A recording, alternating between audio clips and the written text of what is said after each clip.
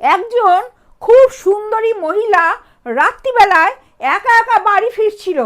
এই দেখে একটি ছেলে লোভে ওই মহিলাকে বলে, আমি আপনাকে বাড়ি পৌঁছে দিয়ে আসি। মহিলা বলে ঠিক আছে। ছেলেটি তো মহিলাটির সঙ্গে তার বাড়িতে গিয়ে হাজির হয়।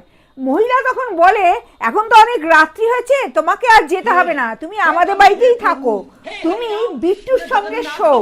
তখন ছেলেটি বলে, না না, আমি এই সোফাতেই শুয়ে পড়বো। মহিলা তো অনেক রিকোয়েস্ট করে, কিন্তু ছেলেটি কিছুতেই বিট্টুর সঙ্গে শুতে রাজি হয় না। মহিলা তখন বলে, ঠিক আছে, আমি বিট্টুর সঙ্গে শুচ্ছি। যাই হোক, পরের দিন সকালবেলায় ছেলেটি ঘুম থেকে উঠে দেখে একটা খুব সুন্দর মেয়ে বাড়িতে ঘোরাফেরা করছে। তখন ছেলেটি ওই মেয়েটিকে জিজ্ঞেস করে, তুমি কে? তখন মেয়েটি বলে, আমি বিট্টু। আর বিট্টু ওই ছেলেটিকে জিজ্ঞেস করে, তুমি কে? তখন ছেলেটি বলে, আমি হচ্ছে একটা আস্ত গাধা।